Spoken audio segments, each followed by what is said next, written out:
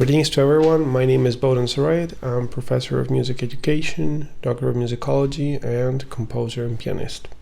In today's class, we'll be looking at one of the most important pieces in the piano repertoire, and it's the famous Moonlight Sonata.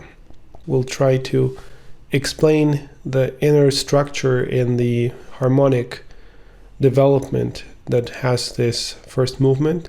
What we'll do is to try to see the sonata form, because it is called sonata, and for that we need to identify the themes.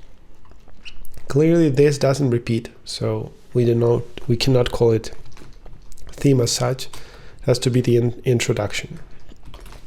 It's introducing, presenting the main key. The next definitely sounds like the main theme. I would give it the letter A. And it's being repeated. It's being repeated afterwards. We were hearing it exactly here. So we can put here a recapitulation and theme, main theme, A again. Right, so that's kind of quite prominent. Well, it's repeated in pianissimo. I think that the first time we were hearing the theme, it's also there in pianissimo. So why is it a theme? Well, firstly, it's a melodic line, and I have a video on what makes a good melody. And this one applies and abides by all of the principles we saw in that video. So one of them is the arpeggio. You can clearly see here an E major arpeggio. That's quite interesting because the theme is in C sharp, but it modulates to E. So I'll just play the melody. That's one note. It changes. And there you have it with the arpeggio. What would happen, and this is for those of you that were asking, like, it doesn't make sense to look at these arpeggios. What would happen if I wouldn't have it? Well, Beethoven could have technically not played the B. It would sound like this. I'll put the chords.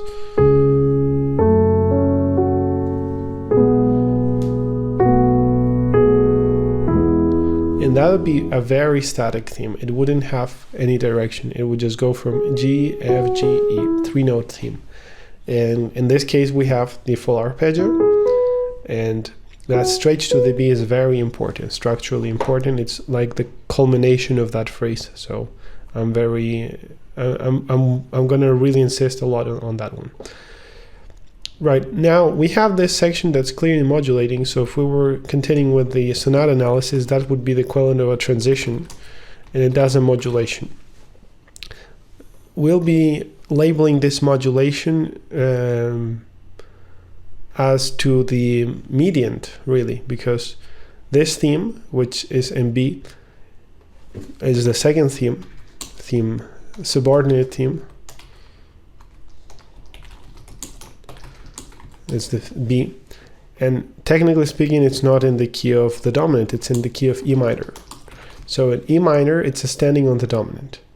That's quite interesting too, because again, we're going with the same type of contrast that Beethoven really likes, which is the fact of having a modulating theme. This one is static, this one goes with a tonic, that one goes with the dominant.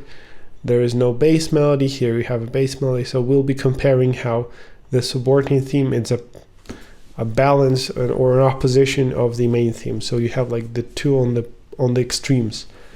And then after that, we have another connector, another transition. This is kind of the novelty.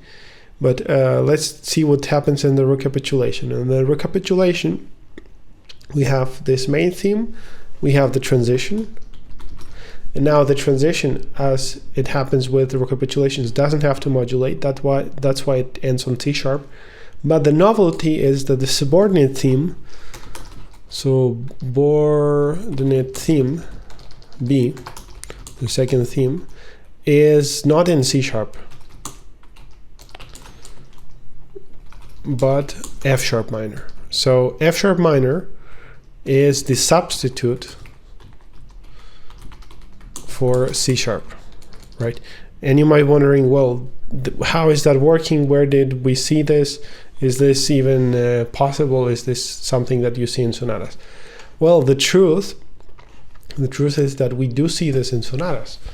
And one of the most famous sonatas is the C major sonata by Mozart.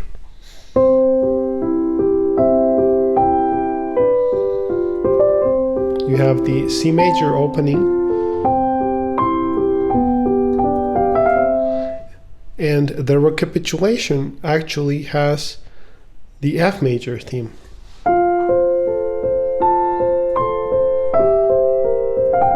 So basically, Mozart was inventing a new principle in which we can work with the subdominant as a substitute for the tonic.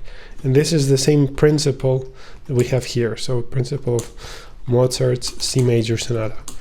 And there Mozart, of course, doesn't do it with the second theme. He does it with the first theme, with the main theme.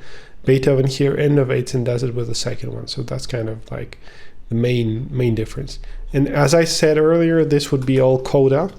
So we have Coda, we can give it letters C1, that's the first section, C2 is the second Coda, and C3 is the last part of the Coda. So saying this, all we are left with is the middle section, which technically speaking should be the development. Right? There are two ways of seeing the development. You could see the development right here when we enter the second theme, because it's already starting to develop. But if you want to ground it into something more precise, like a new section, then probably this could be a much more suitable place. So we can put here that this is like the development, and the development here starts with the main theme, as we can see. So it's a development of the main theme. And what would be then this? Well, that would be like the Codetta, or ending of exposition. Right? And where is the exposition then? Well, the exposition would be right at the beginning, because the exposition could include that introduction, or if we want to be more precise, maybe with the beginning of the main theme, and keep the introduction apart. So we have introduction, exposition with the main theme, transition and modulation, and subordinate theme in the chromatic median. Right? This is also something that Beethoven will explore more in other sonatas. If we take, for instance, the famous Waldstein sonata, you would have there the C major theme,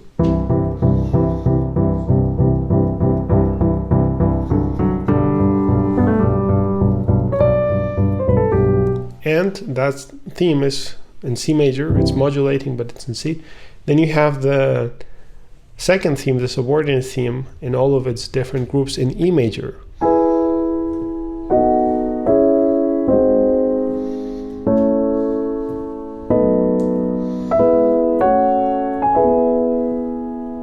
Right? Interestingly, well, the relationship to C to E, it's same here with C sharp to E. So that's kind of how we're seeing it. It's a very romantic relationship, and I would argue that this is probably one of the first fully romantic sonatas that we're seeing, because even sonatas by Schubert written afterwards that sometimes are placed in this romantic period are at times less innovative or less chromatic in terms of harmony, in terms of structure, innovative. So this is definitely a very good example of a romantic sonata. I know that in the article we were seeing previously, I think they're defining the style as transitional classic. It's true that the second movement, it's quite classical, but even the minuet that we're seeing here, or the scherzo, however you'd like to label it, is very chromatic and more typical of a romantic style that you might see even in Brahms, maybe. So I wouldn't actually argue that this is classical at all. I think that it's primarily romantic. Now, so after we have this subordinate theme and the chromatic median, we have the Codetta ending, development. The development really makes sense to have here with the main theme, and then that's kind of with the subordinate theme, right? So we have the subordinate theme development. The subordinate theme was this,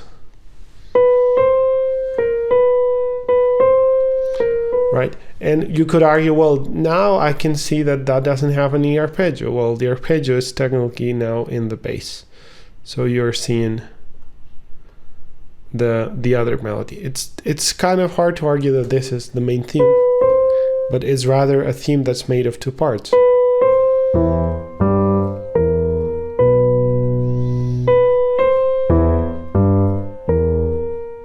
Right, and that actually makes perfect sense, because first we have the theme in the top, which was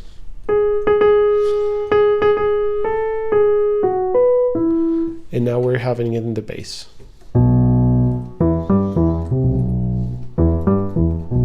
Right.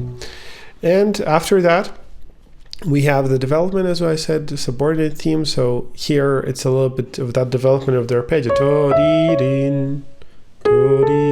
That would be more of the right hand and the other of the left. And then you have a free section of this build up to climax. So probably the climactic point is there. The climax of the development. You're having this very high point, and after that we have this anticlimax, which is this very low part. And all of that is, from this point onward, ascending on the dominant, which is very straightforward.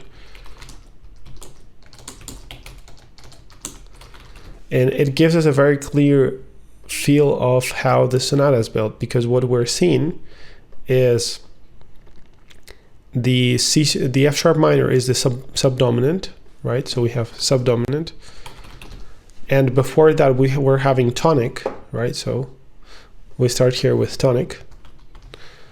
From tonic we move to chromatic median, so C sharp to E, right? From E we move to F, that's F sharp minor. From F we go to the standing on the dominant G, and eventually from the G we resolve back to C sharp. So basically Beethoven has this hidden melody, which is the one that is defining all of the keys of the piece. It's an arpeggio, but with a passing F sharp. Right? There is no D, so we don't have that D. And from that point onward, Beethoven just stays on C sharp. He is, of course, using this substitute as we saw it there with the F sharp minor, and then the different coda sections. So that would be my best take on how to analyze this structure. Again, it's much freer than what you would find in a conventional sonata form, but I still would argue that this is a sonata. If you would like to see it otherwise, you might actually find here a rondeau, because this development starts with the main theme again, and you could be seeing A, B, A, and then maybe these arpeggios could be B, C, A, B, A, C, and then you have A, B, A. So it could be technically a rondeau sonata too. We could find the last instance of A after the B theme in the bass here. So if you're happy to see it as a rondeau, I don't have any issues with that. For me, I'll be analyzing it primarily as this sonata form. So without now further ado, we'll try to explain how each of these different sections is built. All right, so now we're gonna see how the introduction works. The first thing that we can notice is the harmony. So harmonically, it starts with the tonic. Then we have the tonic and the first, second, third inversion. So that's gonna be the letter D, third inversion, and seventh, right? Now we have this A major, that's the 6th degree. Then we're having this very interesting 2nd degree and first inversion, which is the equivalent of a Neapolitan, right? And now we have 4 chords. So we have dominant 7th, we have tonic and cadential 4/6. We have now a dominant suspended, right? This is a very interesting chord, sus4, and eventually dominant 7th and 1.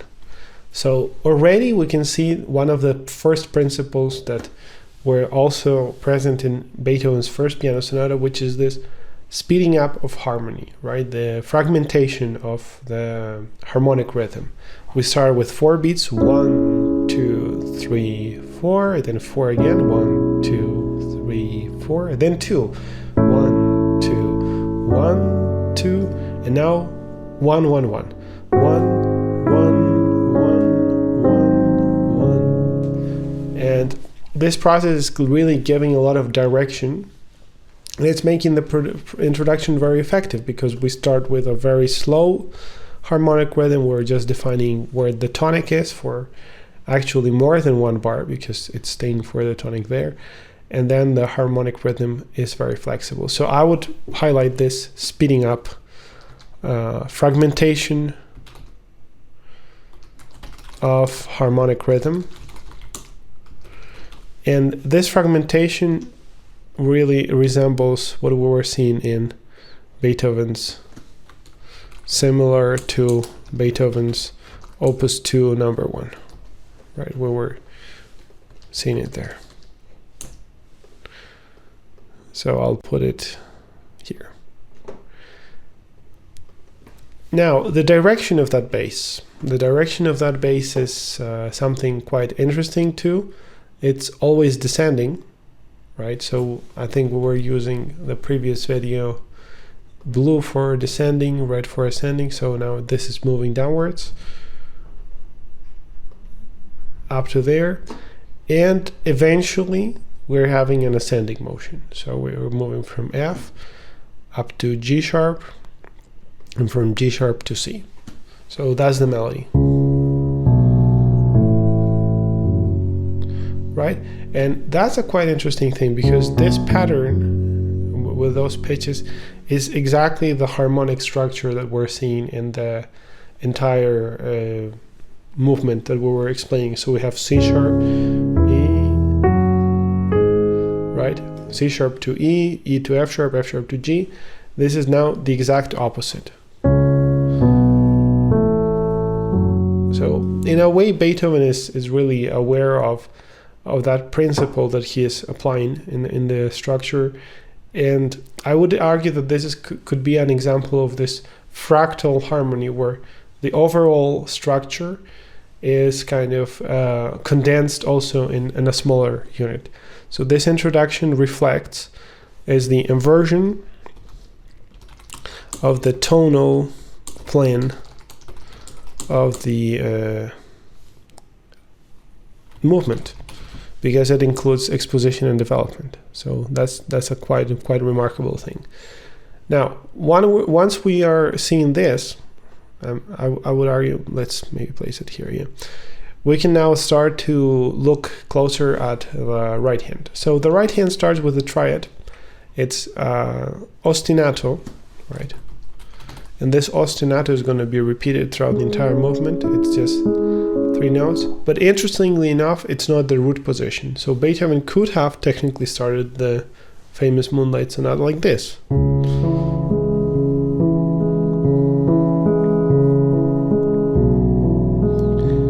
And do all of the chords there.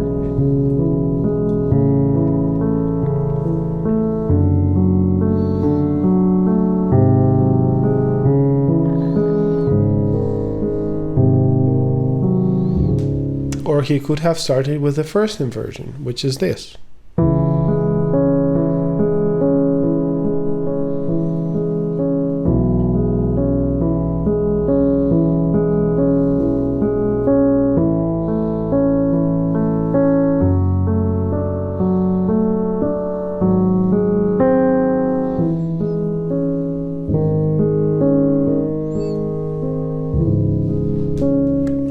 But as you can see, none of these really work to the full extent, and they aren't that strong as this one. So what is making this position so effective? Well, I would argue that definitely it's the top line, because if I'm using the root position, I'm highlighting a fifth, which is a quite hollow interval. If I'm doing the octave, with the first inversion, I'm doing the octave. So if I'm doing the octave, I'm having also a very hollow disposition. But if I do the second inversion, and that's what Beethoven does here, I have always the E above. And the E is a very rich sound. So this richness melodic richness that we have there. Let's maybe use orange to highlight that line. That E is really giving a very full counterpoint. So this third is full harmony, gives us this sense of full harmony. And we could technically follow along that line. So I could be doing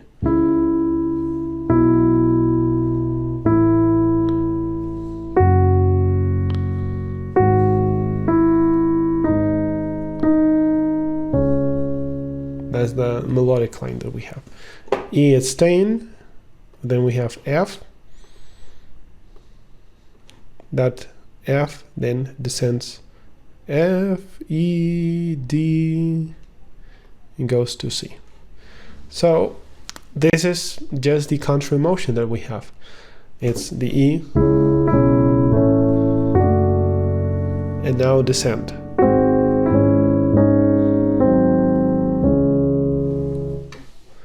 So we're moving upwards, and now downwards. Perfect counterpoint. But at the same time, very full, because that fullness is there. Of course, that once we arrive here, it's more hollow. We have the fifth and the octave, very direct. But that octave is a preparation to the seventh.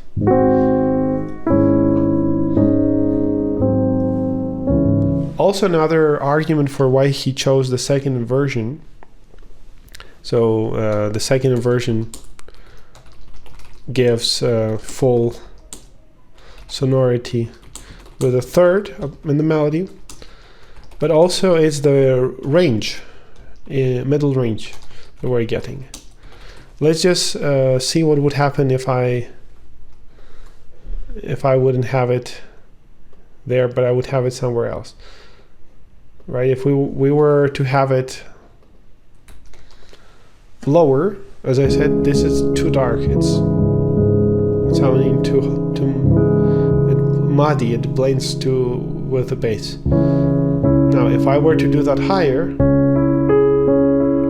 it starts already to be in the range that we want to have for the high G sharp. So Beethoven is tackling very carefully the ranges, and even in this introduction, he's trying its best to avoid the G sharp. And when the melody is going upwards, it goes to F sharp. So now we can have G, G, G. And that gives us really this great sense of direction and reserves that place that we could have had for the G sharp in the introduction. It's avoiding it, and when we hear it in the theme, it really cuts through. It's a different range. So something is this middle one, and then the other one is this higher. Right. More things. Well, the intervals are there. We saw the harmony, we saw the direction.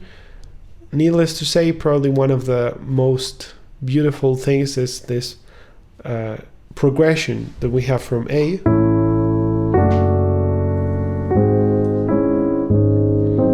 that characterizes this.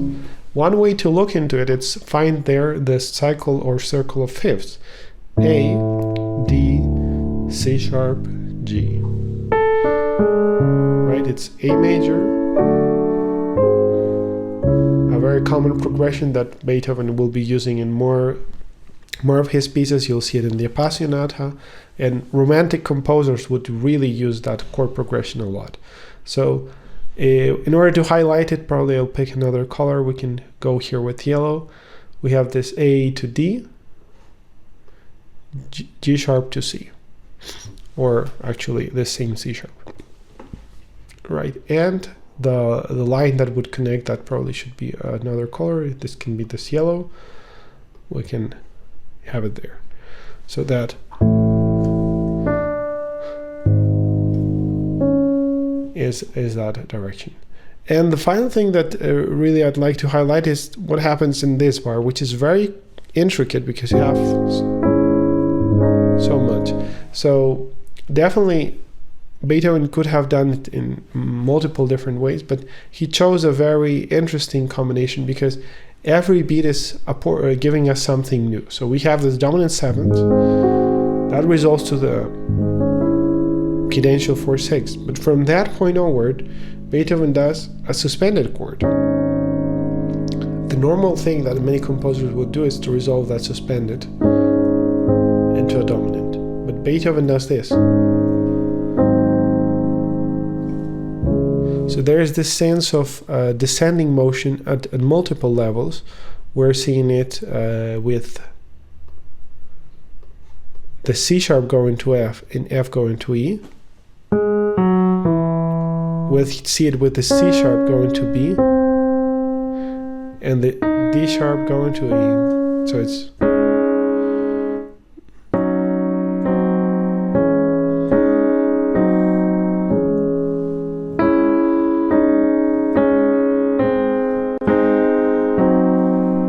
those are the three voices that descend: E, D, C, B. And that motion is quite remarkable. So I wanted to highlight it because I think you get a very interesting counterpoint there. Now, exposition. When we look at this exposition, and this is the same as we're having the second time, the first thing that we would expect is a theme that doesn't modulate, a theme that stays in the tonic and behaves as either open theme with the dominant or a closed theme that goes to the tonic. But this is a modulating theme. So the theme has this modulating character, modulating theme to relative major, right? And the relative key is this E major that we're clearly arriving there. In terms of the structure, you could argue that this is probably closer to a sentence. You have this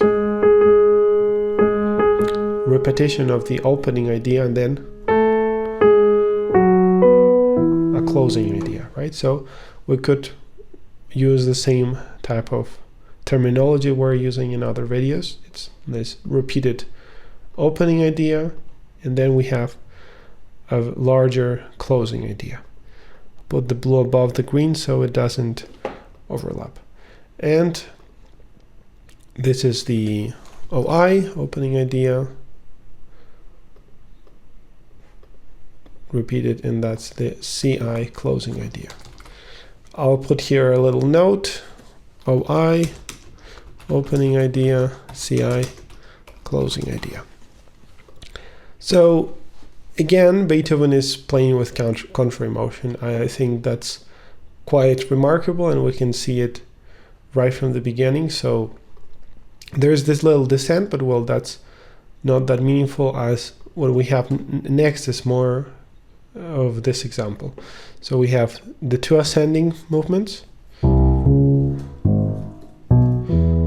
and then there is this right movement by fourth, and the other one that's descending is this C sharp to F sharp, right? So when that movement is happening there, the descending movement, the melody is moving upwards.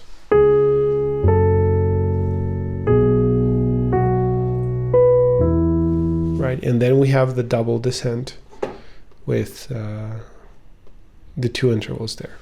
So this is the structure that we have here. Slightly different than what we had the first time. The first time it was just one descent. Now we start with a little bit of this undulation, right? So it's up, down, down. And now this tells us clearly that Beethoven wasn't thinking only of a melody and an accompaniment, but was thinking of bass together with a melody as one single unity. And I really think that that's probably one of the best lessons we can take in general as composers from this piece. So whenever we're writing, we should not prioritize too much or emphasize only the melodic component, but also think about the harmonic bass line. And in this case, that's what explains us the different inversions. We have the first position in root, then we have here the dominant and first inversion. Then we're having back to tonic. So here, these are first positions, tonic, minor tonic. That's the fourth. And now this is where we have the modulation. So the fourth degree of C sharp minor is the same as, probably I shouldn't put the equal of, is the same as the second of E major. And that's the modulation, is what we call a diatonic modulation with a pivot chord. This chord is a pivot chord. It belongs to both keys. So it's a pivot chord. And that means that at the same time that we're having the C sharp minor key, we can already feel that this is E major. If Beethoven were not to modulate, it would sound like this. F sharp minor,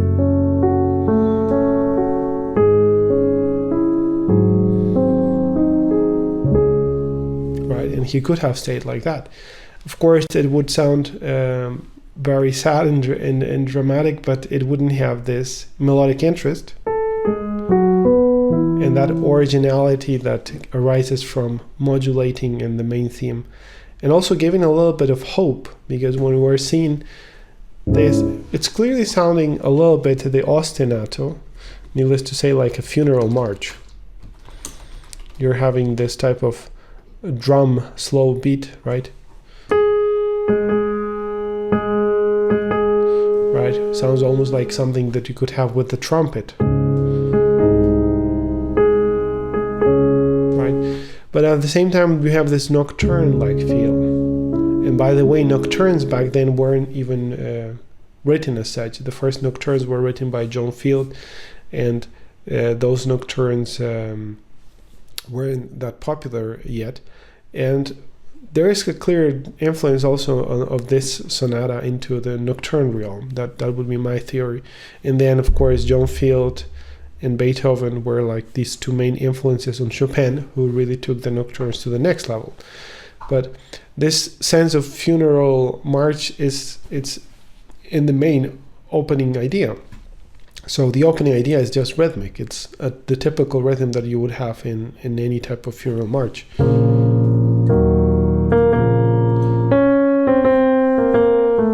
Dotted rhythm, right? That why we call it a march. Mostly marches are characterized by these dotted rhythms, but then it's evolving. So we have the elegance of the modulation,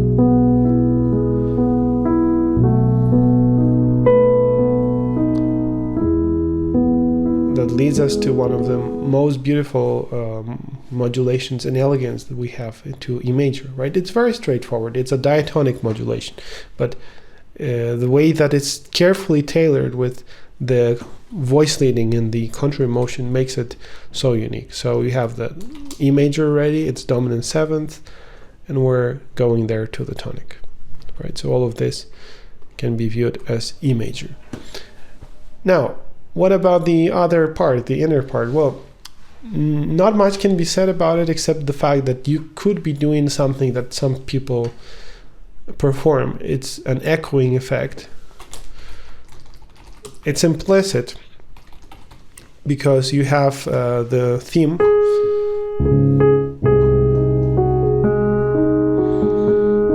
right? We're not supposed to be adding notes that are not written, but definitely we can highlight with the dynamics a little bit that C sharp.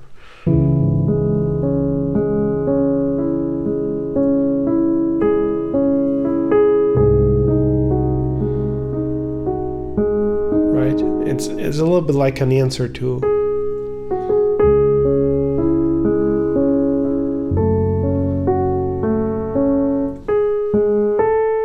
so they go in parallel, right? I would put that with some sort of lines. Maybe we could use purple here, so that C sharp is there, C sharp is there, they're going in octaves, A sharp and C sharp. The hardest part probably for intermediate pianists is when they have to reach this ninth, right? So that's a very big and dramatic stretch, and there are several ninths in the movement. So this is like the first one. That at the same time, well, all of this passage has a difficulty of being able to play a loud melody with a pinky while having the accompaniment. That type of problem has been seen in earlier sonatas, like the Pathetique Sonata.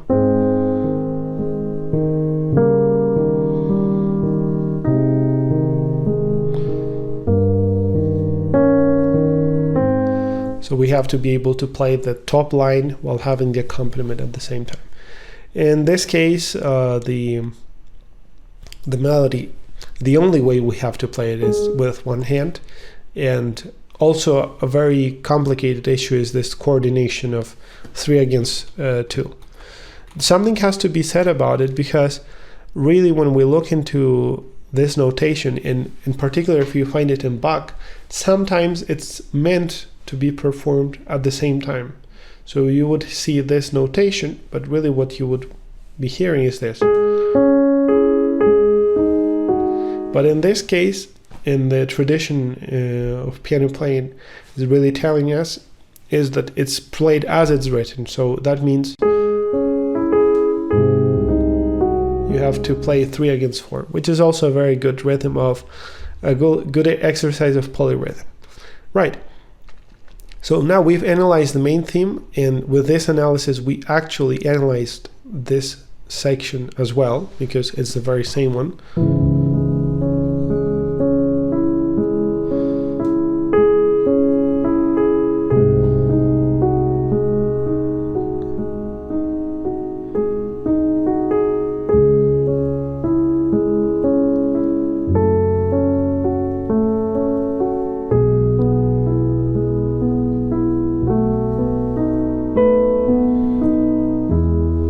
So actually I'm noticing that I'm usually not playing it as a ninth like that, but I'm holding with the pedal and stretching with the left hand to catch the A. That could be also one way of thinking of that. Right, transition. So now we're moving to the section where Beethoven clearly is trying to modulate. Well, he already did this in the main theme, but now it's more prominent. So what's happening here? In the transition we're seeing modulation from E major to E minor, really. So it's a parallel modulation. And the way that Beethoven does it really is fascinating, because really he's doing the transition right at the beginning. So with this, technically speaking, we could have done the transition. We have E major and now E minor.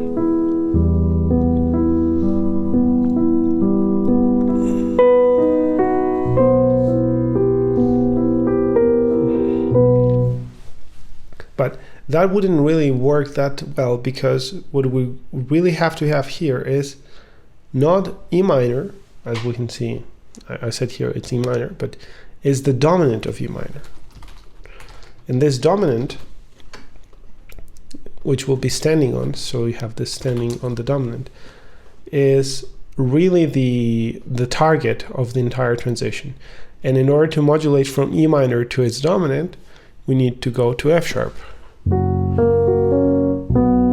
and bear in mind that actually it doesn't really end on E minor, it ends on the dominant of E, which is B, in the parallel of that. So we're moving from the relative major,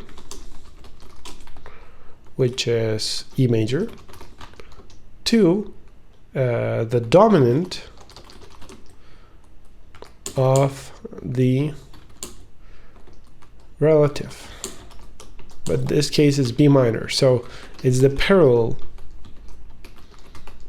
dominant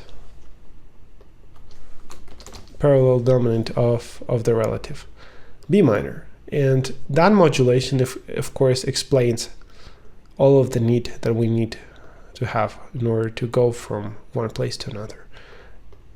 The difference with this transition in the recapitulation is that in the recapitulation we are going to be saying the relative major going to the tonic, C sharp minor, and that C sharp minor will become then the, you have it here, so it will become then the dominant of this F sharp minor. So saying this, we would have here the same transition, but it's from E major to C sharp minor. Right, that's kind of the principle. And this one is equal, same section. Right. So let's now return back. We have here this transition. What I would say is, well, the melodic movement in the bass is again dominating. So we have the same concept, E, D. That's a novelty. We're going to a tritone from E to C sharp. So E is a much more dissonant progression. E, D, D, C, C, B, A sharp. And from A sharp, the rest is just ascending movement. B, do, do. We have ascend with a little bit of descending motion here. And the right hand, again, is masterfully just following this type of contrary direction. Not so much in as before, because previously we had a much more evident sense of that. Now it's more this sustained.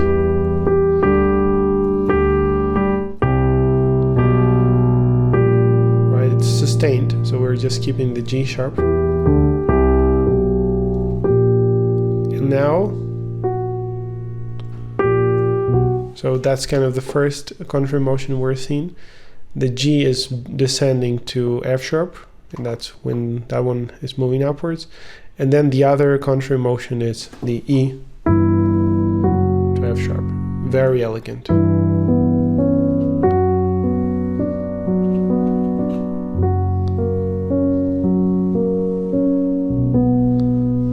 Right. So this is a very different position than the opening. If we were to do the opening with this type of structure, we would have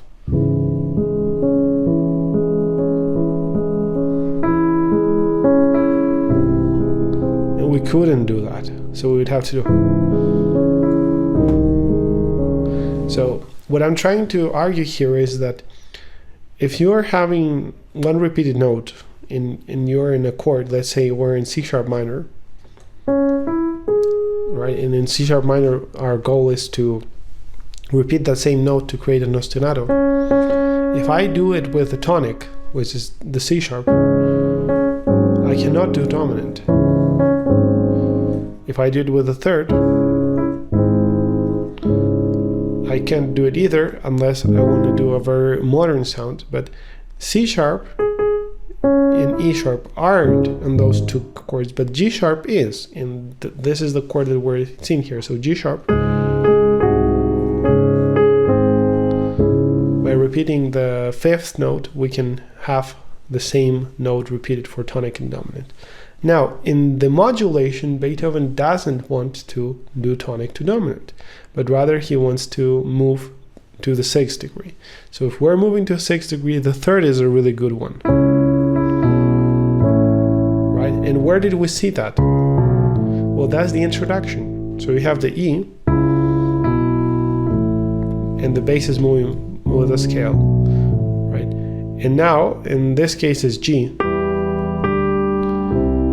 Right? So I want really to draw the parallelism between these two. So this is the same sequence of the intro. In the introduction, we're having the E, which is the third of the chord. It gives us full harmony, but also it's allowing us to move by thirds. Right? You can go there descending. And that's exactly what Beethoven does here. And once we arrive there, that is already the dominant of the dominant. B. And we arrived there to that dominant, minor C. So the harmony that we'll be seeing here, and we'll compare it. 1 is 1. Now we're seeing 1 D7, right? This is the same one. and this is 6. Now from this point there are a little bit of change, because we're seeing the first inversion, well, the second inversion of the tonic in E minor. But also the way that Beethoven harmonizes, I see that it's not that chord, but rather it's the dominant of the 6. So what we're seeing is it's still harmonized as D and 7th, right? So we have this inversion, but it's acting as a dominant of the 6. So it's G sharp dominant 7th.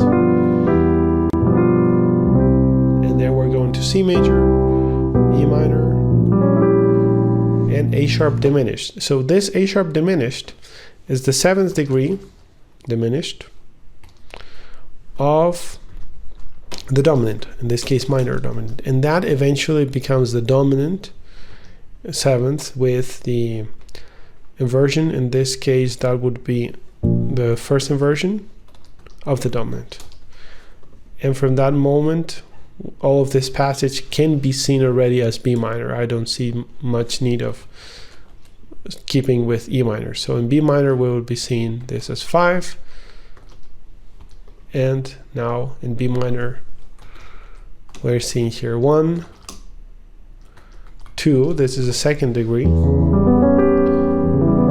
7th with first inversion, right? Then it goes even to a 3rd inversion because of that contrary motion, right? I think that's worth really highlighting. And that goes to the final perfect cadence, that's just the cadential 4/6.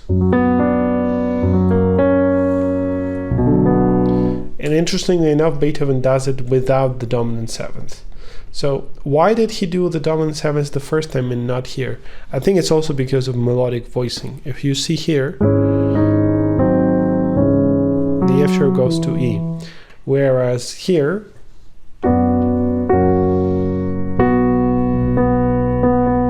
really want to stay in this range and move to B and have the next theme on a higher range. So that's the harmonic progression. It's a very chromatic one. It's moving with a secondary dominant to the 6,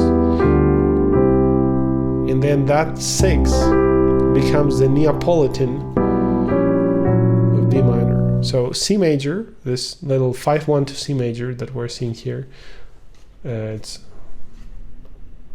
5 of C major and 1 of C major, is the same as Neapolitan of B minor. And Neapolitan is the same thing that we're seeing here. Right, Neapolitan chords are the 2nd degree of the scale flat. So if we're in C sharp minor, flat 2nd, that's the chord. It goes to C sharp minor. Here in B minor, Neapolitan, it's C major, and now we have the dominant and tonic, subdominant, tonic, dominant, and tonic. Very interestingly, we're having a melody that really leaps at the end.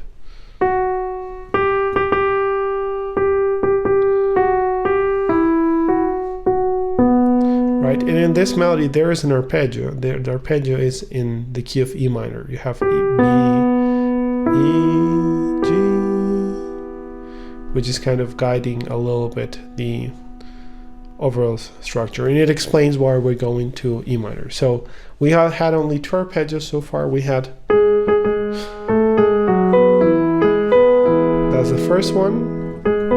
Now the second one is E minor. So we're moving from E major, as it happened here, to E minor. I think this is probably one of the characteristics that we'll see a lot in Beethoven's music, is this modal exchange from major to minor.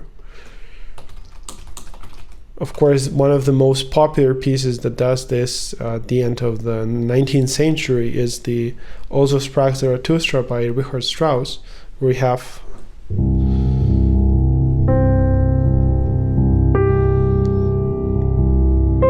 that's the fifth, and now it's major minor.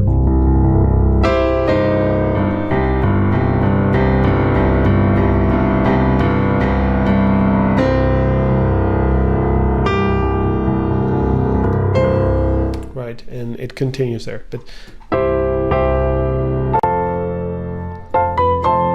But we're moving from this major to the minor, and examples of that can be seen also a lot in the music of Schubert, Brahms, and all of the composers of the Romanticism. So I think these two measures were really highly influential on music history, and the way that it's done to modulate from E major to C major is also very sophisticated. Just think about it. We're in the key of C sharp minor, and the piece and the main theme ends on E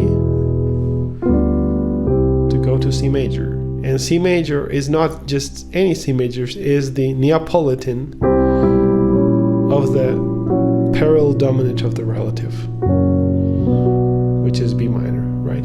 Very, very sophisticated harmonically. And now, what is B? Well, B is the dominant of the relative E. So we have a lot of the mediant relationships, C to E, C to A to C natural, right? That type of language can be seen a lot in Liszt. Right, he's moving a lot with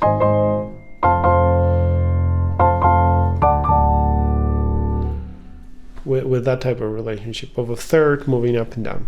So that's a transition. It's a very simple idea. It doesn't include any new material as such, but rather elaborates on the exposition theme and the introduction. That's why it could be technically even labeled as a development, because it's a combination of both and has some of the most sophisticated modulations that we've heard so far. So now we are in this subordinate theme, right?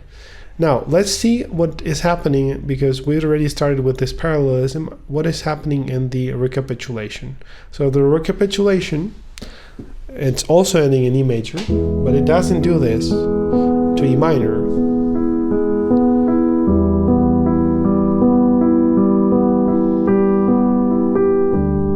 But rather, what we are seeing is E major moving up.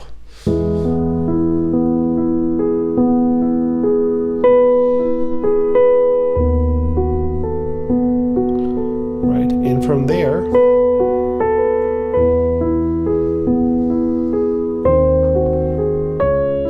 it keeps expanding to C sharp minor. And Beethoven is making use of its favorite chord, the Neapolitan, dominant, and tonic. Right, so here I think the direction is quite clear. This is all moving downwards, and that's moving downwards, whereas the other lines are complementarily moving upwards. Right, so we have a little bit of direct motion here in this resolution, but these are parallel thirds. That's absolutely fine. And now that's moving up as the other one is moving down. Again, a structure that's basically thought from the very beginning as melody with bass, not just as a single melodic line. And I think from that point onward, really in Beethoven's music, we'll be seeing more and more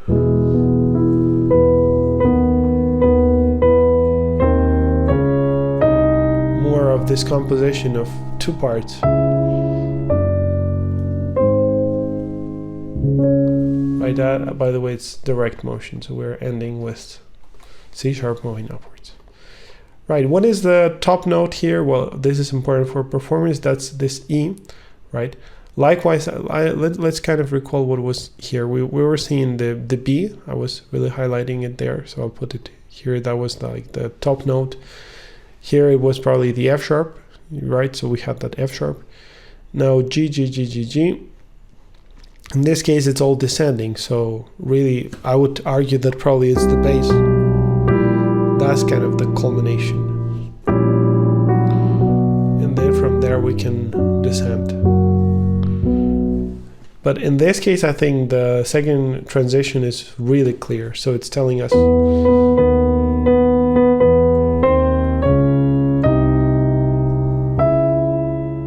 as the highest note. But then the harmonic interesting points are really the D major.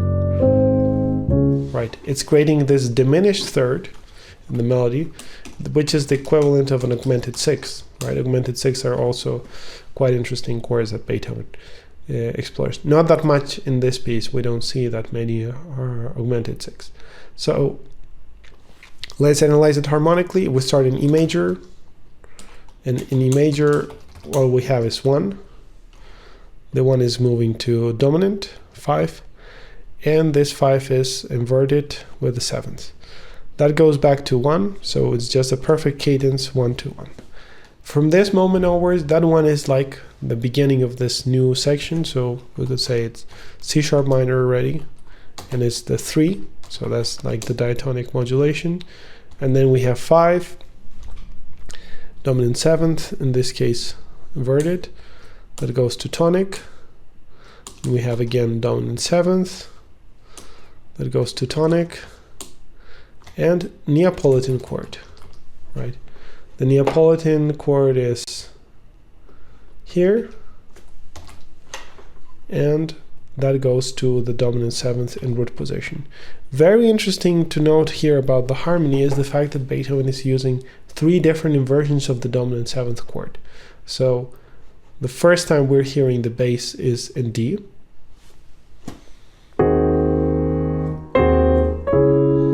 The second time we're hearing it in B. And the third time we're hearing it in G.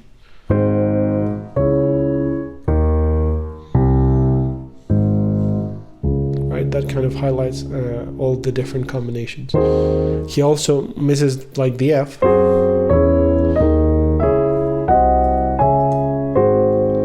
That would be all of the different combinations you could have. But here he is doing a fair bit of development just by not repeating always the same perfect cadence. So even when we're facing with the inevitable harmonization of 1 and 5, which is like this case, 5 to 1, 5 again to 1, never, and this is for composers, never try to limit yourself to root positions, but look in counterpoint like Beethoven does here, but also in different inversions. And if you get stuck and you're in a minor key, and all you do is these tonic to dominants, you could be including the Neapolitan as here. It gives a lot of color. That's what Beethoven does. Right, so this is the modulation. Structurally, I think that like it happened with the previous ones, it's a sentence. So we have this opening idea repeated twice, and after that the rest can be viewed as a cadential idea that we can divide or see it as a longer one. So this is actually applicable to this part, right? So we would see the blue, and the opening idea red is repeated here. Right, so the structure of the main theme, I think it's clear. The transitions, both of the transitions are also explained. Now we need to jump into the second theme, the subordinate chromatic mediant. And this subordinate chromatic mediant theme is not behaving as a sentence, but is behaving as a period, right? So just to highlight it here once more, opening idea, closing idea is in blue, right? So the sentence and the period, those are like the 2 main structures that we usually find in classical music and also in romantic music. We saw that in Brahms and romantic composers. So in the sentence, we are seeing the repetition of two opening ideas, followed usually by two closing ideas that can be also viewed as a single one, as I'm doing it here. Whereas in the period, we're seeing the red alternated with the blue, right? So that's kind of the two main structures. Now, the theme, in this case, it's clearly behaving as a sentence, because you have an opening idea that's repeated twice, and then the cadence. But the subordinate theme, the second theme, is more like, is behaving much more like a period. So we have, and then it repeats. If we were to give colors, well, that would be the closing idea, and the opening idea is the B to C. It's a half step. I mean, it's not much in terms of material. The half step was introduced already before, so we have it here, this half step, right? Half step, and half step. And that half step is really now inverted. So we were seeing half steps here too, moving upwards. Now it's down, and now it becomes again up. And it's interesting to note how these are ascending half steps. They're always moving upwards, whereas the bass is a descending one, right? It's clearly moving downwards with that arpeggio that I would highlight twice. Right, so now let's do the harmonic analysis. It's very simple. I mean, actually, I would just analyze it directly. So we have here the dominant chord. Let's go back to the black. So we have dominant, and now we are having here the tonic, and that's the tonic in first inversion, tonic, and back to dominant. That's basically all we have. So it's two chords, tonic and dominant. And we're staying on the dominant because the dominant is more prominent, it's longer, and it also features this suspension that arrives to a dominant ninth chord. Then the ninth chord is quite rich here. So we're having this type of sophisticated sonority. But really, that is not part of the dominant as I'm seeing it. It's more, if we were to be precise, it's the 6th degree, right? C major 7th. And in the 4th inversion with the 7th. So that could be technically labeled as an interrupted cadence. Interrupted cadence because we're seeing the dominant, right? So it's an interrupted cadence because we're going from the dominant to the 6th degree. That's the definition of the interrupted cadence, and we're seeing two of these here. So let me duplicate it. If it doesn't let me copy it, I'll just write it again here. Right, so there we have it. Interrupted cadence. So it's 5 to 6. But in order to avoid that direct motion, that's what Beethoven does.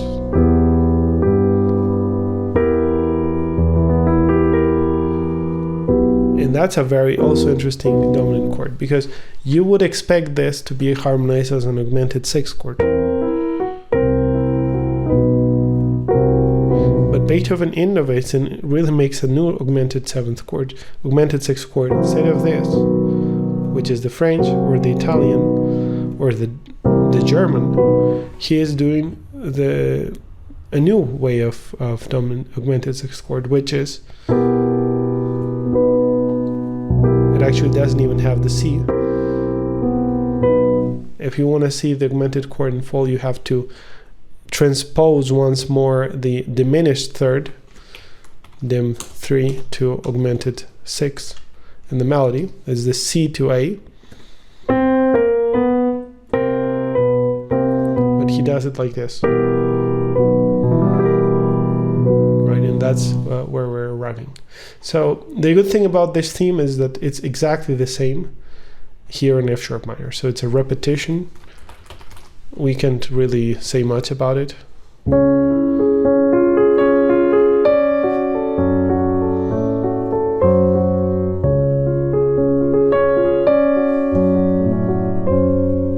Right, it's twice the same thing, and we had it before. So that kind of works as a beautiful recapitulation. Now, this is the interesting part. It is the part where we'll be seeing how the subordinate and the main theme are just opposites. And we've been seeing this in many sonatas. We saw it in Beethoven's first sonata.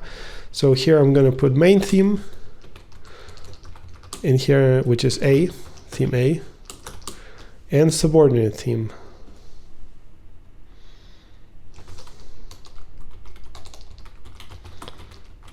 Which is theme B.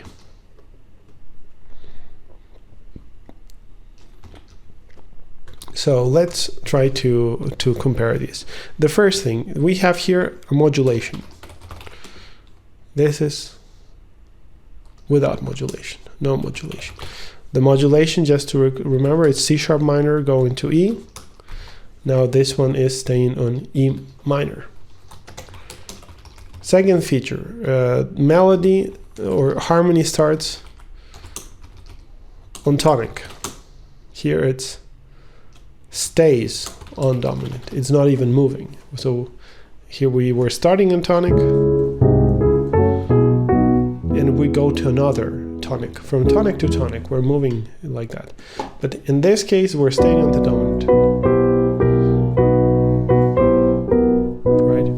Second thing, the arpeggio, the arpeggio that was, right, this is already the third contrast. So third thing is the arpeggio and right hand, top line. Right, we're seeing it there.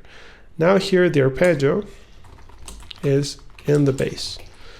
And the arpeggio actually is up and down. Here was just down. Right, so that's also interesting to note. The direction is slightly different. That movement up, it's creating more contrast. Another thing, we had here the funeral march motif. Here we don't have. No rhythmic motif. Here we were having the... So we don't have a suspension, that's what I want to say. So there's no suspension in bass. Here we have suspension in bass. Right? Beethoven is trying to delay this B. Right? Whereas here we were just having straightforward chords. This actually gives and arises a very interesting new point, which is chords are changing and evolving. Here the chords are staying and repeating. It kind of goes in line with modulation and no modulation. This was a sentence structure, right? Because we had that opening idea twice, so we can put it OI must plus the closing idea, longer closing idea, right? OI. But in the second theme, subordinate theme, we're seeing a period structure where we have opening idea, closing idea, opening idea, closing idea. And they're kind of like divided into two repetitions, right? And I think, well, we could keep going. There are many more ways of comparing how these themes are different. I mean, because they clearly present this. One thing is that this theme is not sequential, but it's what we call a narrative theme. So it's no sequence. But here we have a sequence-based theme. What is a sequence-based melody? It's a melody that's repeated around chromatic movement in this case.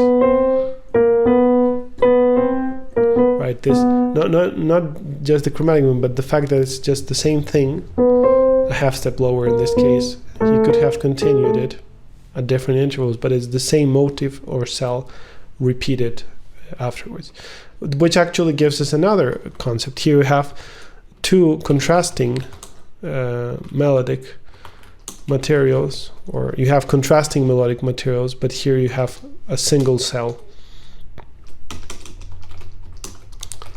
or motive of a minor second. If I'm not mistaken, and I want to double check this, the first theme is completely diatonic, right? So the main theme that we have here, yeah, it's an E major. It's not moving in any other way that we can think of it. So in spite of being modulating in harmony, so modulation in harmony, and this is non-modulation in harmony, in terms of melody, it's just the opposite. In melody, this is diatonic. We have a diatonic modulation, that's what we're seeing. Whereas here in the melody, this is chromatic, right? And I think with this, we kind of have like for basic understanding of how Beethoven tried really to get the opposite and the complementary sense of these two themes, right? I'll just play one after the other so we can really hear how they're just the opposite in all of these different harmonic and melodic senses. So the first theme,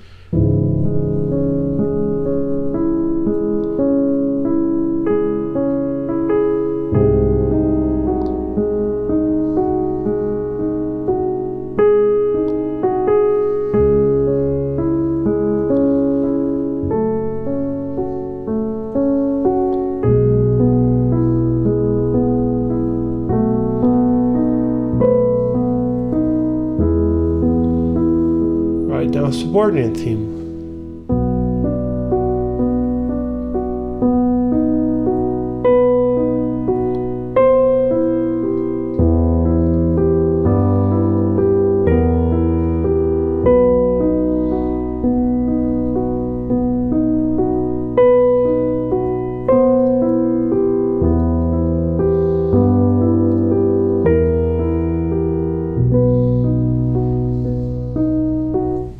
Right? One more thing that we could add to the list, and I mean this list could be literally endless the more we analyze it, so is the no dialogue or counterpoint or answer, let's say answer, question answer between melody and bass. And here we do have a dialogue, or we can actually say no question and answer, right? And here we have a dialogue between the two parts, between top and bass. So that's kind of quite remarkable. All right, we've got this covered. So now we'll be moving forward.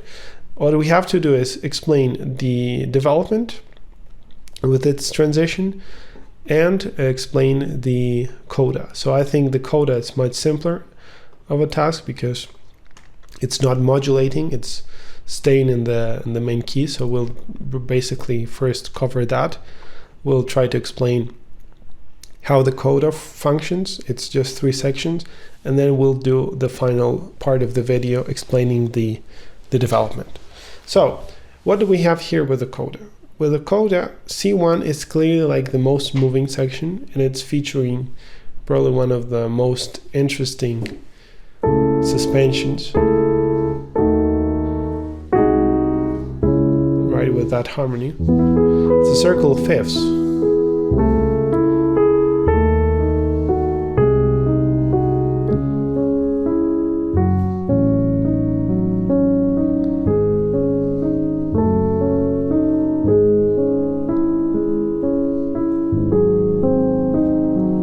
And needless to say, I mean, the contrary motion is there all the time.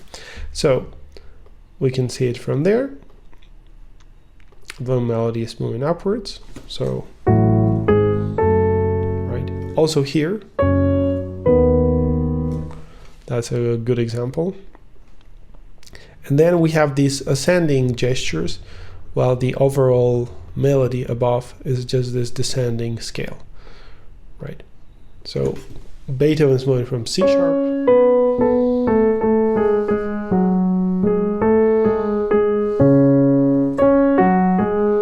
that's the foundation of that. It's C sharp minor with the tonic, the subdominant, the dominant, and the tonic. It's a perfect cadence, and that's kind of why we were seeing it. If we want to see the arpeggio, it's an F sharp minor, right?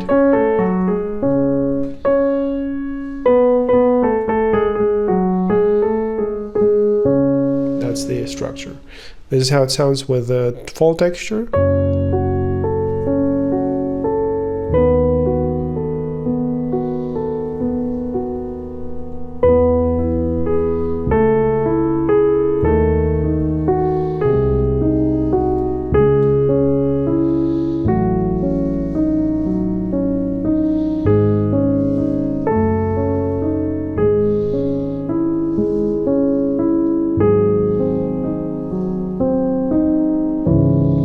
And if you're a pianist, of course, you wouldn't want these melodies to blend, sound like that, but work very carefully on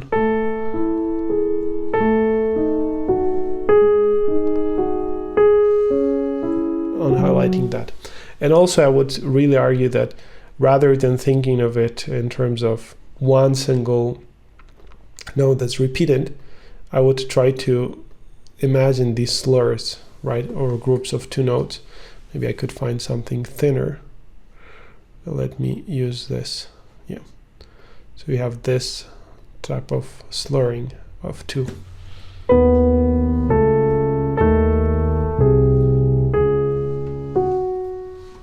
And that helps us a little bit to have that note not repeated with the same note, with the same intensity, right? So we'll try to give it a different type of dynamic.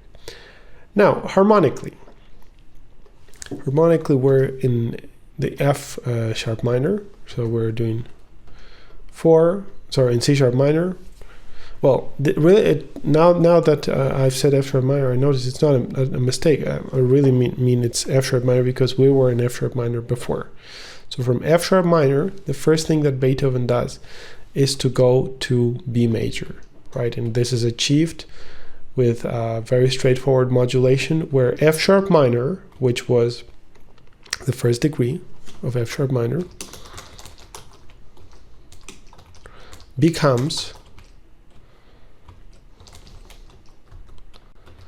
the dominant, well, becomes the second degree of E major, right? That's kind of the logic behind it. So with this type of modulation, it's again a diatonic modulation. We're ending the F sharp minor section, and with this pivot chord, we're going from one place to another. Once we have this 251, which is very beautifully voiced with contra motion, all that follows is a little bit of the circle of fifths.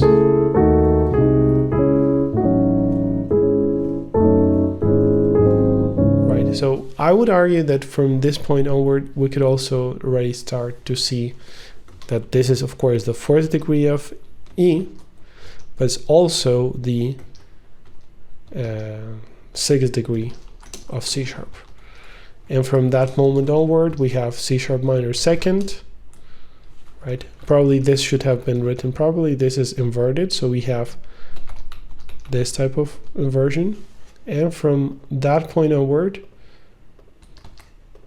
we're seeing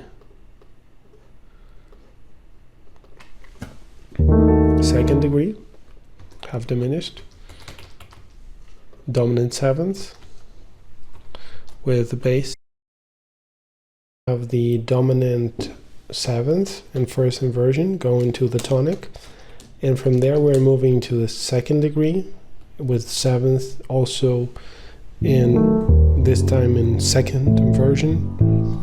See, that goes to the dominant sus4, And from there, the interesting thing is that we're not resolving directly, but rather this sus4 has an exceptional resolution to the second degree, seventh, half diminished, right? And eventually, that goes to tonic, second inversion, dominant, dominant seventh, and tonic, right?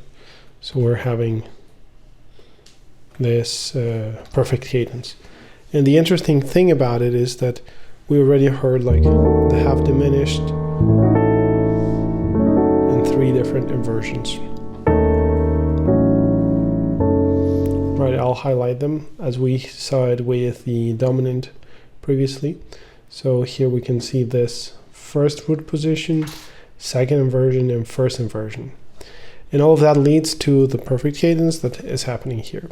So where is this circle of fifths happening? Well, if I'm gonna use yellow, I can point how this A, well, we have the B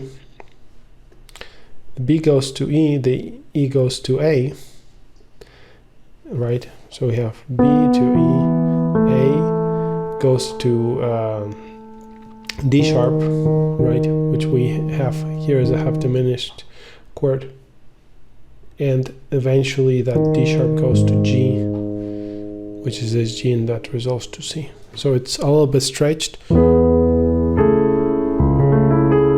Well, actually, yeah, let me step back because I've pointed it incorrectly. So the chords are A major here, that's the D, and that's the G, and that's the C sharp. Yeah, it's there. So we have it. B goes to E, A goes to D sharp, G sharp moves to C sharp. So it's circle of fifths.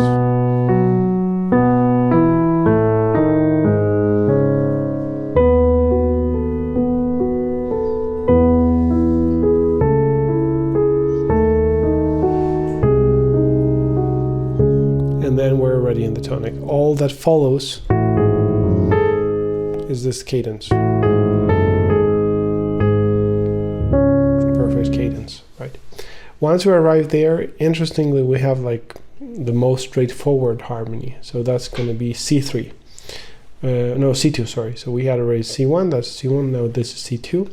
There's dominant seventh in first inversion, that goes to tonic.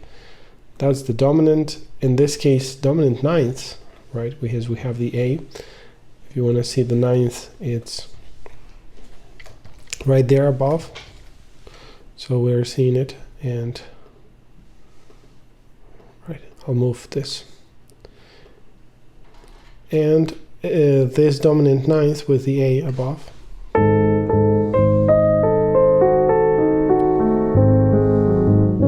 Resolves to tonic. Now the material of this coda, it's taken from the development, right? So now when we'll go to the development, it's a recap of development. And the development, we can clearly like see the different sections. We had this D1, right? That's the first development section, D1. You have this D2. So it's going to be more like this D3. Those are arpeggios. And then you have D4. So D3 is those arpeggios with the Amiola pattern, because you're seeing groups of 2 instead of 3. It's similarly here.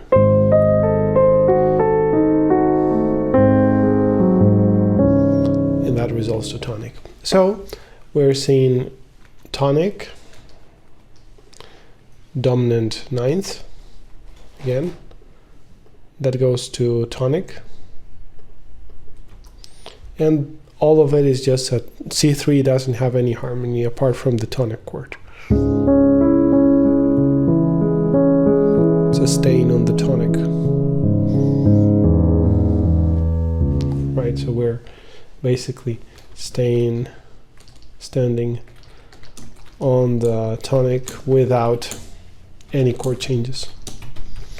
Now, it's a very beautiful profile because in C3 all we see is this progressively this disintegration of the texture that arrives to one note. So we still have E, C sharp, G sharp, then C sharp, G sharp, E sharp, in C sharp. They're like speeding up too. You have E,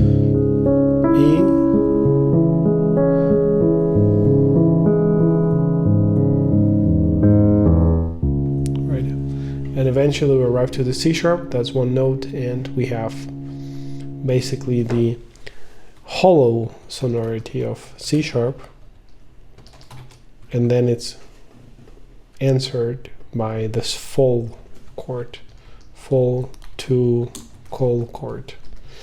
So these two calls are very nicely arranged. Beethoven could have placed the third down there, but he's avoiding it. So you have the natural resonance of the harmonic overtone series. So you have C sharp, fifth, octave third. Right. Of course, the overtones work with major chords like that, but here we're having the minor one. And he's purposefully avoiding the Picardy third, so there's no Picardy third. It's ending on minor, which back then still was not that common, because still major was like the preferred mode that many composers used.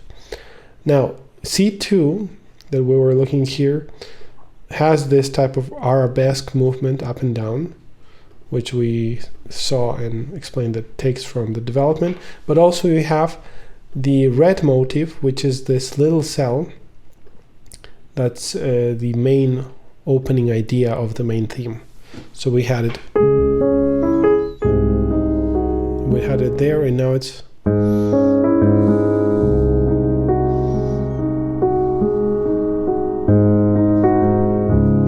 in the bass. Well, it's not even in the bass, but really like it's in one of the two basses that we're having, because that's not the tenor range, it's really like the cello range.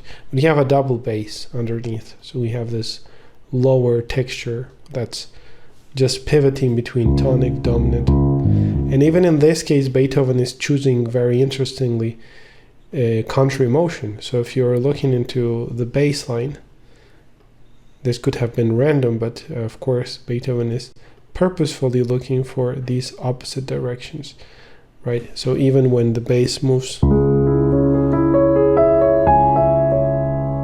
down, the overall direction was ascending, and then we have the opposite there, right? And at the beginning, similarly, the bass is moving just a little bit down, and the melody it's raising slightly up. In the original, that sounded like this. Right, you had the same arpeggios as the main theme. So it's also a recap of the main theme, which, if we were to look at the piece as a rondo, could allow us to call this as another A section, right? So we would have ABA at the Rondo Sonata recapitulation. Good. So I think that's pretty much what we have here. I mean, a lot can be said about descending in terms of the connotations that it has. I mean, just looking at this coda, you can clearly see that's a descending scale. And once we descended there, the main theme is just static, it doesn't move. Right? That's probably why I wouldn't consider this really a theme, but more a development of it. And above we have just like some recallings of the different things that happened in the piece. And one of them is this quote from the development. And then it's very interesting, this usage of silence. We haven't seen pauses or silences to the eighth note motif at all, except for these two instances. So it's like the motif is disintegrating, and you have this decrescendo, which is like pointing to the disintegration of the piece. And I really like how these two pauses affect that, right? So we're having, clearly it's also part of the gesture, but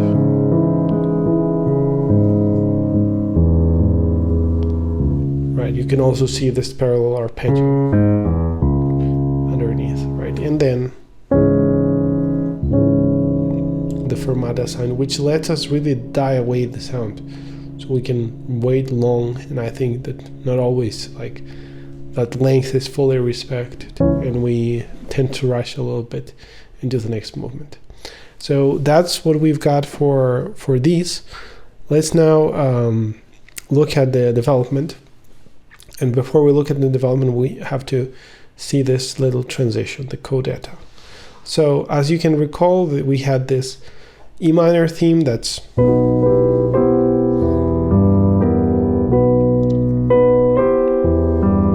moving around, staying on the dominant.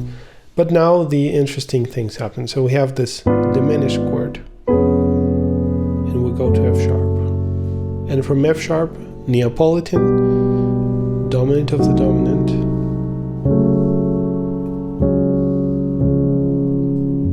and we go to the tonic, right? So this is really how it is moving. We have here the tonic. So let's see, G sharp, we have G sharp harmonically would be the 7th degree of F sharp minor, right? And I'm just thinking that we haven't seen F sharp minor yet here, because previously all of this was analyzed from E minor. So in order to explain this, probably we would need to look at this chord as a pivot chord, right? I think it's misleadingly viewed just as a 4. As a 5, we can see it also as 4 of F sharp minor, and that's already like the modulation. We have 4 going to diminished,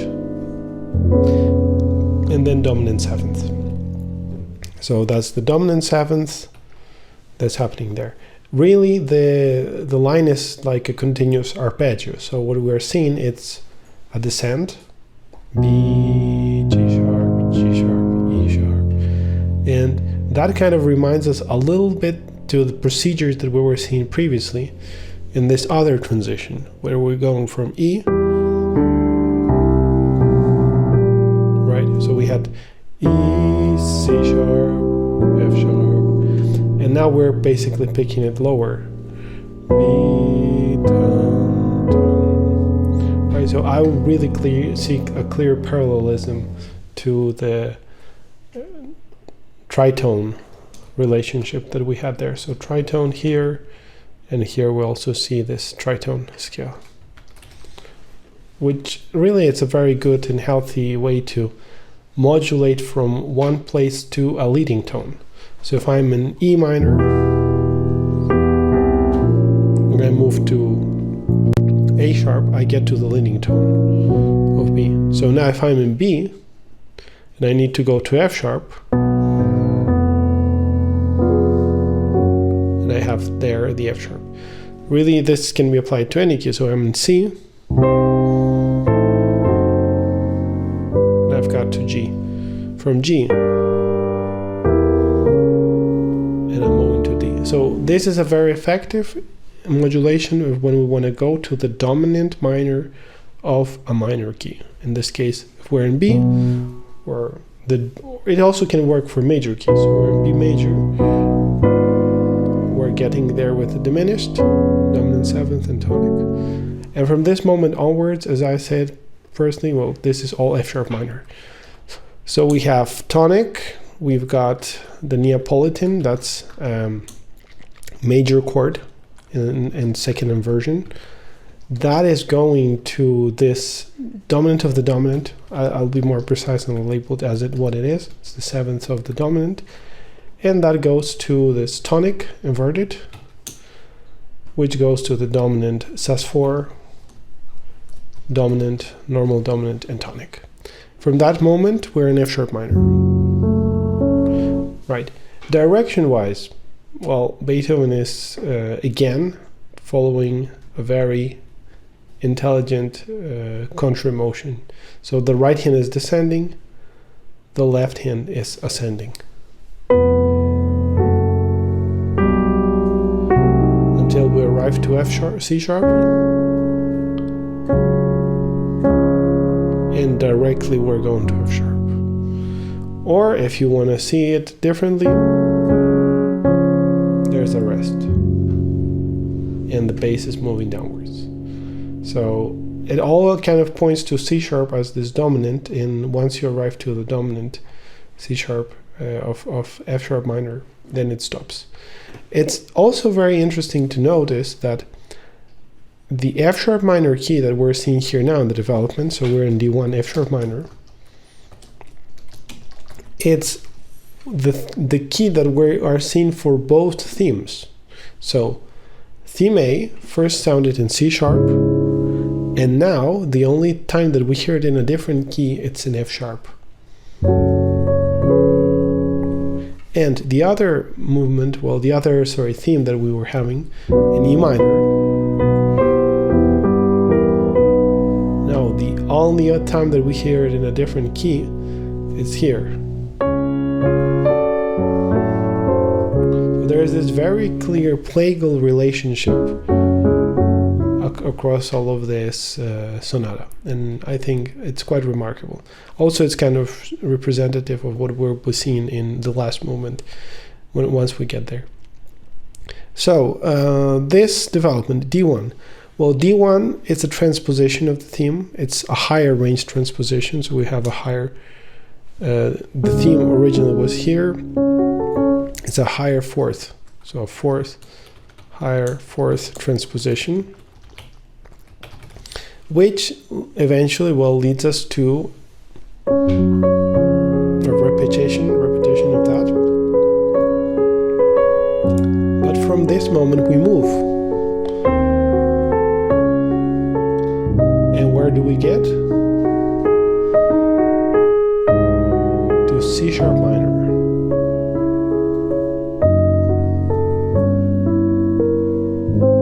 Which is the tonic, but not a normal C sharp minor, but the dominant of the dominant. So we're getting there to C sharp. So let's analyze this harmonically. It's 5, first inversion. This is tonic. And we can see how from this moment, this tonic of F sharp minor, it's also becoming the 4th degree of C sharp minor. And we're moving with 5 to 1. And this is moving to dominant of first inversion. Actually, it's dominant 7th first inversion, so let's write this properly. And from there, we're getting to tonic,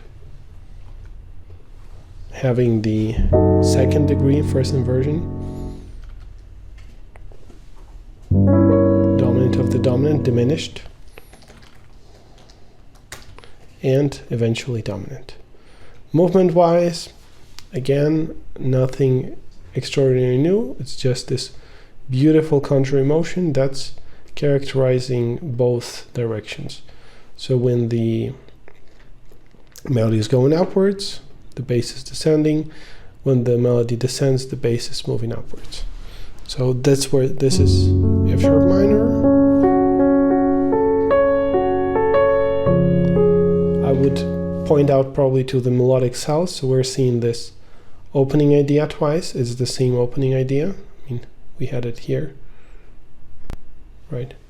And then we have the cadential idea. So I see that we were doing it with lines, so I'll stick to the same color scheme. All right, and then actually this is not even 1, it's a 4, so it's 5 to 4, quite remarkable too. Harmonically, it's a passing chord. I thought it this way, but it's so it's almost like you have this 9th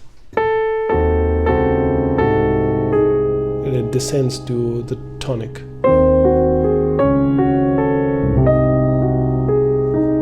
And once we have it,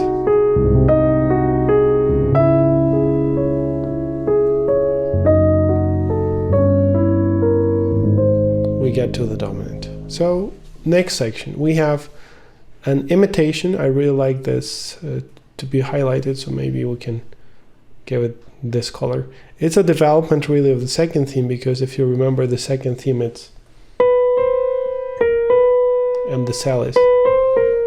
So now we have, right, and the bass was, which is now this.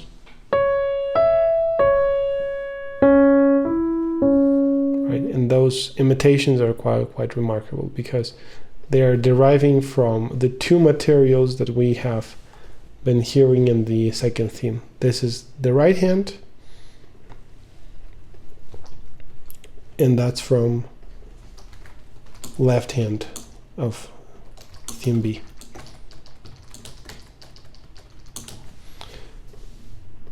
Right. So, what is happening with the left hand? Well, the left hand probably is one of the easiest left hands to play. It's just repeated pedal point. So we have a pedal point. The pedal point stretches throughout D2, D3, and I would argue even D4. So in D4 until we get to the last moment where we have this little movement, which we already heard. Somewhere we were hearing it, if I'm not mistaken, for the first time here.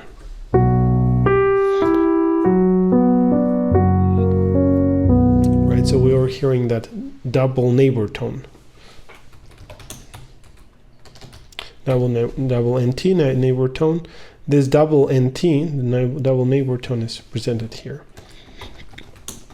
But even when looking into that, it's a double neighbor tone around the dominant. So it's all standing on the dominant. Probably that dominant can be highlighted with yellow. So we'll have this. I'll put maybe standing on the dominant next to it. And we have there this G sharp that's basically played unchanging. And in this moment we have a very big stretch of it. And then we're returning back to the bar per bar repetition of it, right? And here we have this little ascent and descent. Let's use it with our colors. There we have the red and the blue. Good. So the direction of the music that's sounding now, it's quite interesting. You have these raising scales, right, that mostly go into that ascending direction. I mean, then they stabilize a lot. But also you have this descending larger motion, right, which is also maybe answered with those smaller ones. So the biggest point, clearly, it's this climactic, which technically is the highest note in the entire piece. We don't have anything higher than that. And the way that we are getting there is through these arpeggios, right?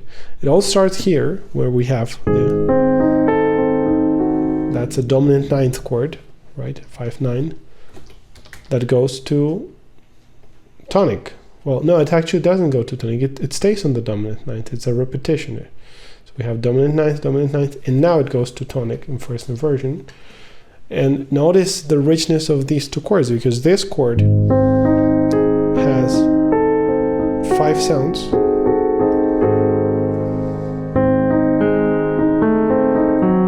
Right, with that beautiful inversion. So we're like flipping, but the is staying the same. And that's not the case of what happens afterwards. And also, Beethoven is very carefully resolving the sevenths. Right? He could have avoided it and just done.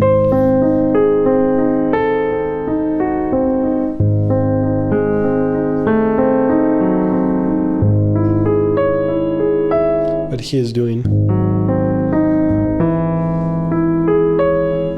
Which I found quite remarkable. That resolution is very, very beautiful. When we are arriving to this E. Now the C sharp.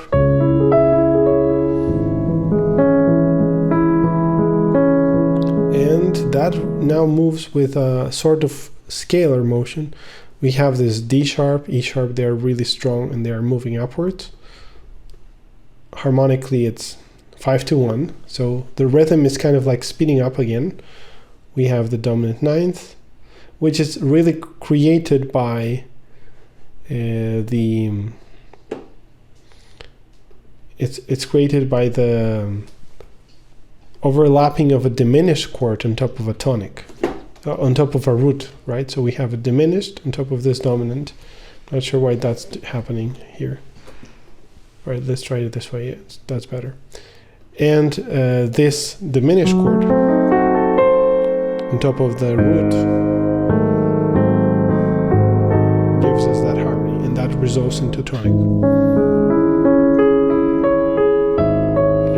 Right. And the interesting thing is that the next chord, it's probably the most dissonant one of these, because it's a dominant of the dominant with a dominant underneath. That's kind of the progression. So it's the diminished chord of the dominant with as pedal point. And that's kind of a similar chord that we were seeing in Bach. If you can recall,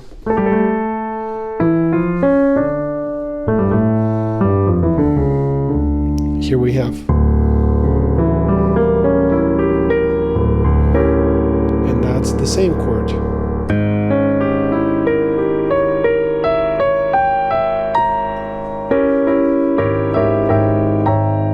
Right, so it's a development of a dissonant harmony that was known at the time. Bach was using it, of course, and this is a good reference to BWV 565.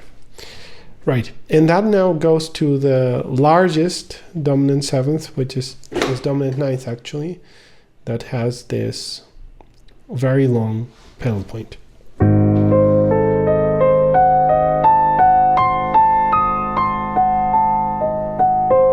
Right, so something that I have mentioned when I was commenting over this passage previously is that it has an hemiola.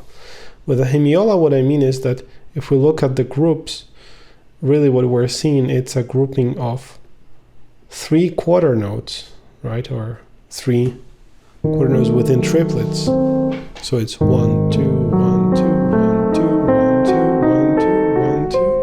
And that is happening on top of a rhythm of 3.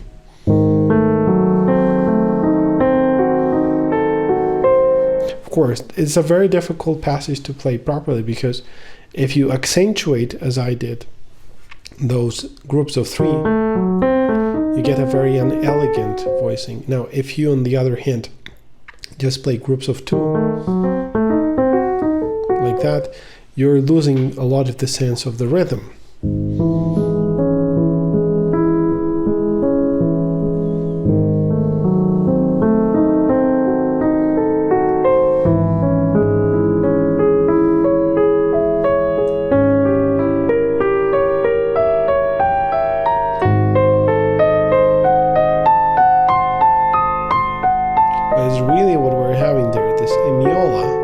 Sounds like speeding up. And now we're going really in this bar from 2 to 3. So this is movement from 2 to 3 and resetting back the hemiola feel. So it sounds like speeding up. And in part, well, that's an effect that allows us to build up tension and arrive here to that climax. Well, the building up is happening here with all of these ascents. The range is also very progressively achieved. I mean, when we're having this in D2, this is like this echoing effect. We have a lower repetition. But from this moment onward, let's just see the range. So the highest note that we're experiencing first, it's this E.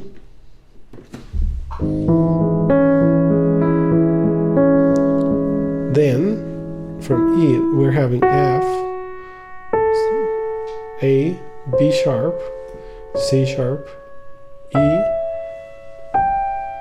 F double sharp, A sharp, B natural, and D. So it's always moving upwards.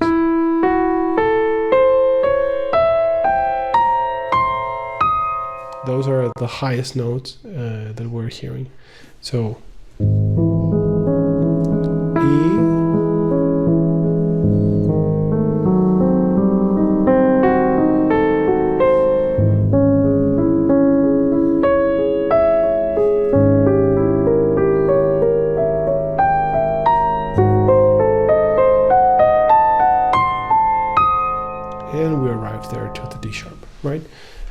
that's a very, very spectacular build-up, right? And once we get to this D sharp, very simply, we have a stepwise, well, an arpeggio-wise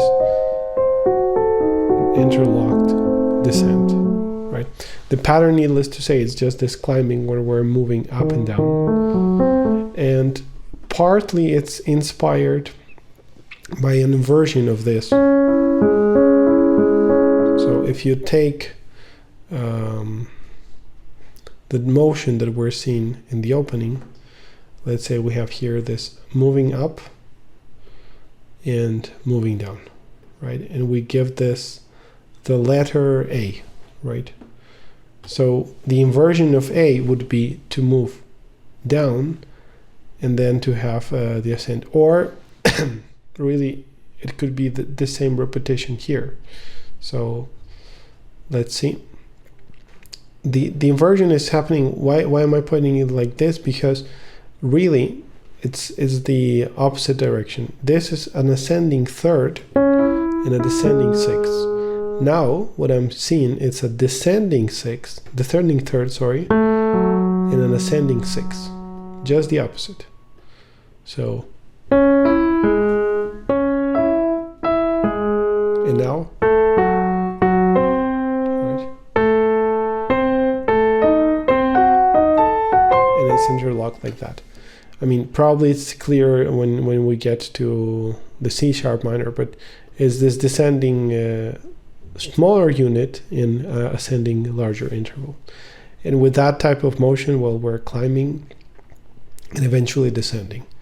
Right, once that is presented, and this is probably one of the most iconic passages in this, because it's also a very interesting way of achieving a climax. If you think about it, usually people would try to fill the space, right? But here it's very empty. It feels super empty in the left hand. And this emptiness is quite remarkable because you don't have anything. It's just a sustained in G sharp that probably is dying away by the time that we get here. So it's dies away.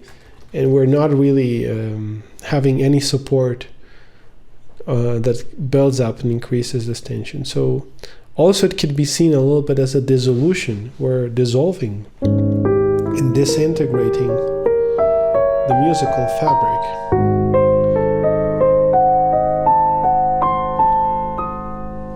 Once we arrive there.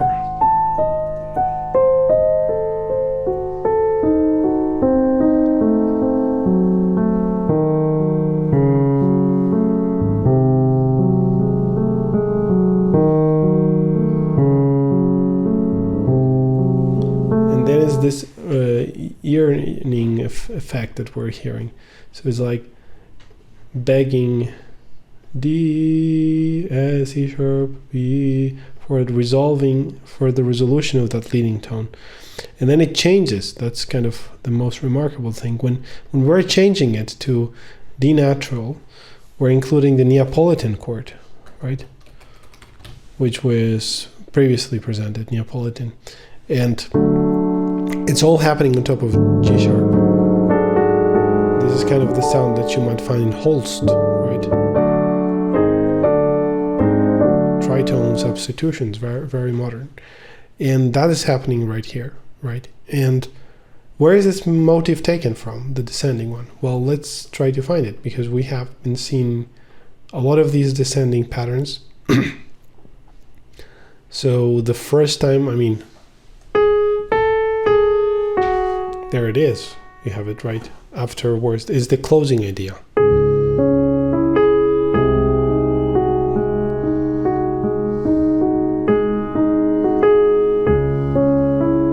Here it's A.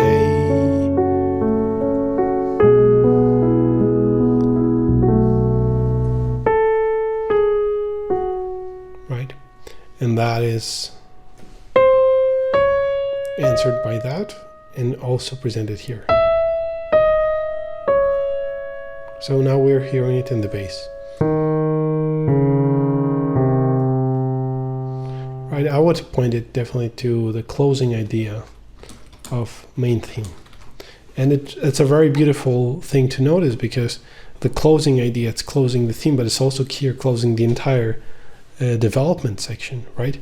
And from there we're getting to have just this undulation between the dominant ninth chord, which is present here, and the fourth degree over 5. And that fourth over 5 is really creating some sort of suspension, because it's, if you look at it, it's a suspended ninth chord. Right, now it's with a Neapolitan.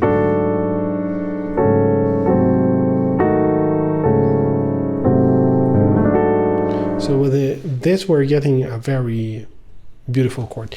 It could be seen, if you want, as a dominant ninth flat 5 chord. These are very unique chords. You usually won't find them in classical music. Right. It also can be viewed as an augmented 6, a French augmented 6, because you have this B sharp that goes to D. Well, not even French, German augmented 6. That's going to C sharp. Right, and the most beautiful moment, I think, it's happening here when you're having this repeated 3 times. And notice that Beethoven changes the 3rd time, no? 3rd time it's Neapolitan. So once we have this, it's interrupted cadence in 2-5-1.